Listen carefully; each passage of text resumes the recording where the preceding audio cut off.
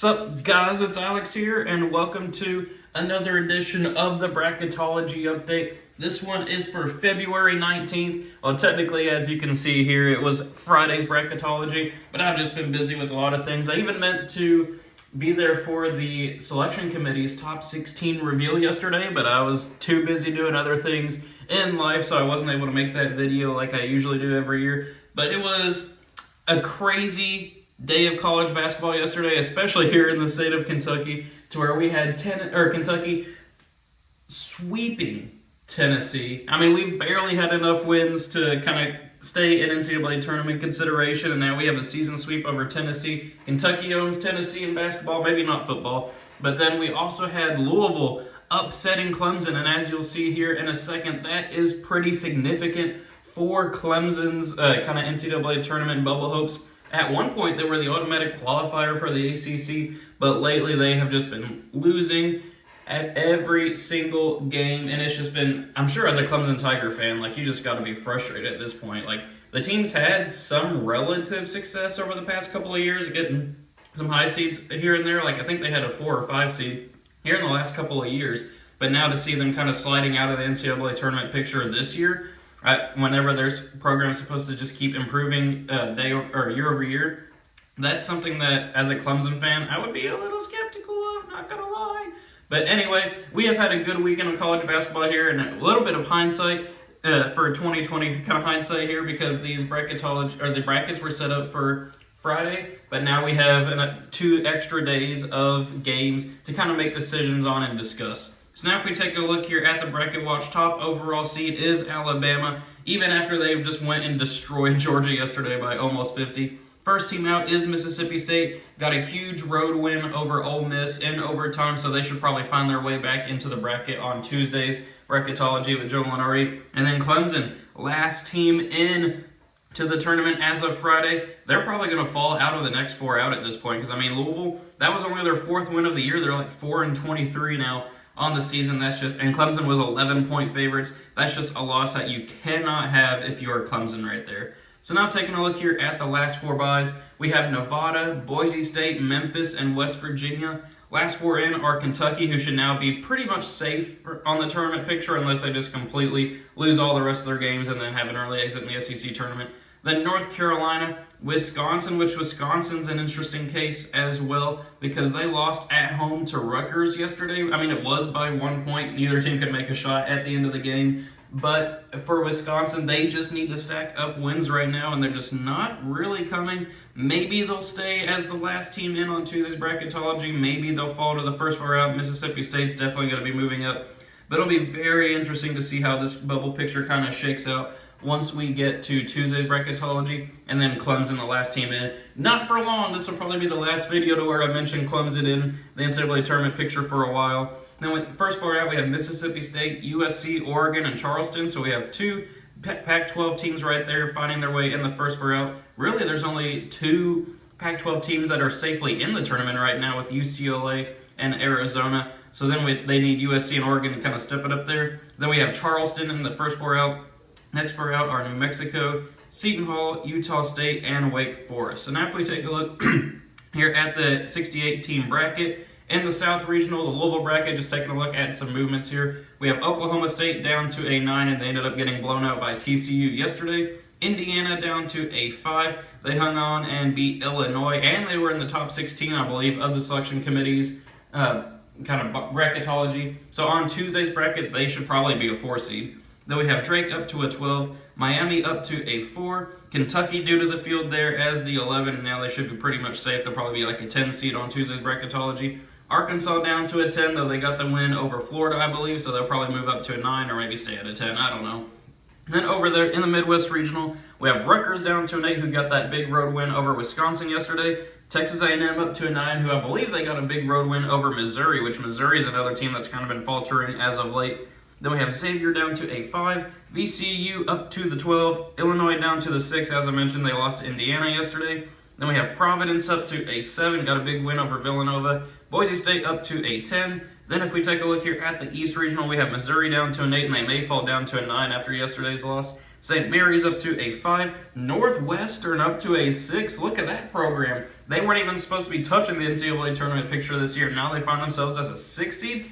Great season for them. Then we have West Virginia down to an 11. Florida Atlantic down to a 10. They did lose another game. I can't remember if that was before this bracketology or if it was on like Friday night after the bracketology, but they did suffer another loss lately, down to a 10 line there. And then over in the West, we have Auburn up to an 8. Wisconsin new to the field there as an 11, though maybe not for long. We'll see what happens with that. Gonzaga up to a 3. Maryland up to a 7. And then we have, I don't know why I was even going to mention Stanford there. But as you guys know, every time that I do a bracketology, I go to the vertex42.com, download this Excel bracket, which I mean at this point I just have it saved to my computer. But I'm letting you guys know how to create this bracket in case you are new to the channel. And then I just make predictions. Fill out the bracket as I think it would happen if this was the actual NCAA tournament, based off of Joe Lunardi's bracketology. It's just a fun thing that I like to do, and people just like to watch and listen to it for some reason. I don't know. But before we get into it, we need to come up with the food item if you're watching at this point in the video, not just skipping to the end to see who I pick as my national champion, just to see, get that average watch time, that viewer retention up, and so I can see who's actually watching these videos through and through. So if you're watching the video at this point, comment popcorn down below so I know that you're watching through the video. Here it's 6.5 minutes into the video. But now let's go ahead and get started with my predictions. So up first, we're going to have Alabama moving on past the winner of Alcorn and Fairleigh Dickinson. Then we're going to have Oklahoma State pulling off the 9/8 upset over NC State. I know, I just mentioned that Oklahoma State lost by like 25 or something like that to TCU last night. But Oklahoma State has been playing very good basketball as of late. I got them pulling off the upset there. Then we're going to go with Indiana over Drake, Miami over Utah Valley. Then we're going to go with an upset pick here and go with Kentucky beating North Carolina and then upsetting Iowa there. Battle of the C.J. Frederick, his current team Kentucky, his old team Iowa there. I got Kentucky pulling off the 11/6 upset. Then we're going to have Marquette beating Eastern Washington, Arkansas pulling off the 10/7 upset over San Diego State, and then Baylor moving on past Youngstown State. So we got 3 upsets here in this first round of the regional. Then first spot in the Sweet 16, we have Alabama moving on past Oklahoma State. Indiana moving on past Miami right there, 5/4 upset, slight win there. Marquette moving on past Kentucky. As much as I'd love to pick Kentucky, I just can't do it in that scenario. And then Baylor moving on past Arkansas. I think Arkansas and Baylor could be very good, but Baylor's just been playing very good lately, except for that loss against Kansas last night, which I'm surprised I haven't even mentioned that one yet. Baylor was up by double digits at the half over Kansas, and then Kansas outscored them 55-26 in the second half. I was doing something else, and I knew that Baylor was up at the half, and then I looked down at my phone after the game, and I see Kansas won by 16, and I was like, what the heck? But that's the reason why. So up next, first spot in the Elite Eight, we have Indiana moving on past Alabama, pulling off the upset over the number 1 overall seed. I just believe in Indiana this year for some reason, pulling off that 5/1 upset, even though Alabama's been blowing people out by 40 lately. They did get blown out by Oklahoma.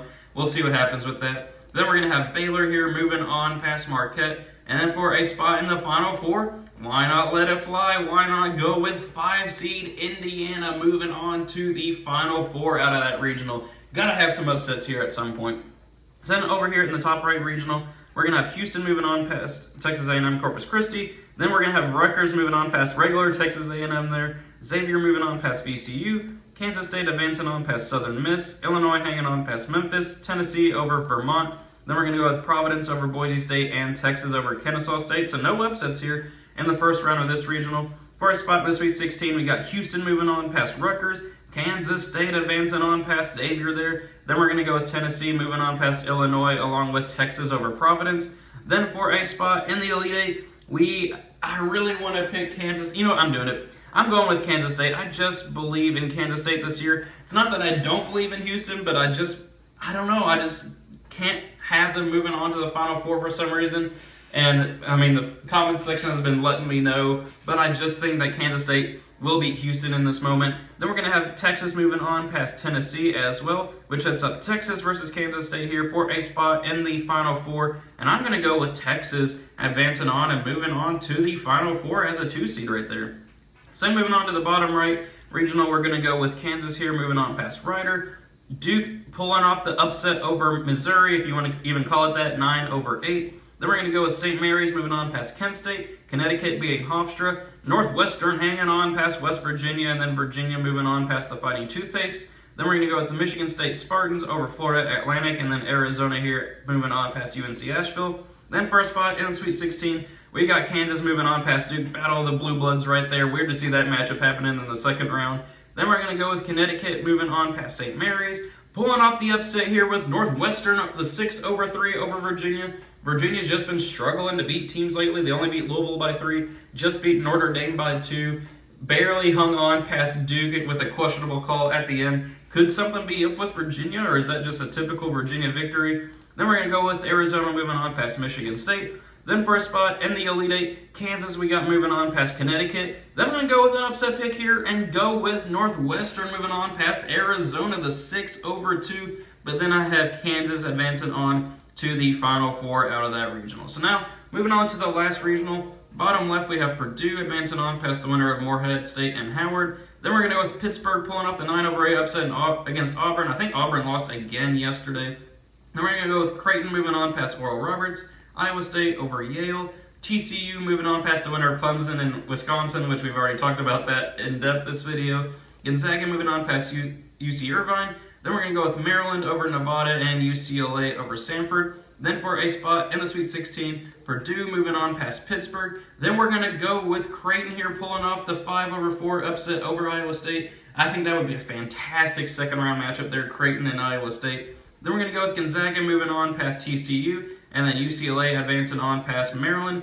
Then for a spot in the Elite Eight, I'm going to go with an upset pick here. I'm going to go with Creighton, the Blue Jays. They've been playing very good basketball as of late. I mean, Purdue, season-long resume, has one of the best resumes. I mean, they're a 1 seed for a reason here. But lately, they've lost like 3 out of the last 5 games or 3 out of the last 6, something crazy like that. They need to right the ship. I got Creighton pulling off the huge upset there, 5-1. And then we have Gonzaga beating UCLA, battle of that legendary Final Four. I think it was the Final Four game. Maybe it was the National Championship game a few years ago. I got Gonzaga moving on there. And then I have Gonzaga also moving on to the Final Four out of this regional. So in this Final Four here, I only have I have a 1 seed, a 2 seed, a 3 seed, and a 5 seed. So we do have some chaos happening here. There's only one number 1 seed. So for a spot in the National Championship, Indiana versus Gonzaga, I got Gonzaga advancing on, which just feels weird at this point in the season. This team just doesn't feel like a normal Gonzaga team. Then Kansas and Texas, I got Kansas moving on in the battle of the Big 12 teams, which sets up Gonzaga versus Kansas for the National Championship game. 3 seed versus 1 seed. And I hate to say it, but in this bracketology, I have the Jayhawks going back-to-back. I feel like this won't happen in real life, but it's just the way that this bracketology shook out. Hate to say Kansas winning the championship yet again, but it's just the way it shook out. So, thank you guys for watching. Hope you enjoyed it. Let me know what you think of my predictions in the comments below. Let me know your own predictions as well in the comments section below. Thank you guys for watching. Hope you enjoyed it, and I will see you all later.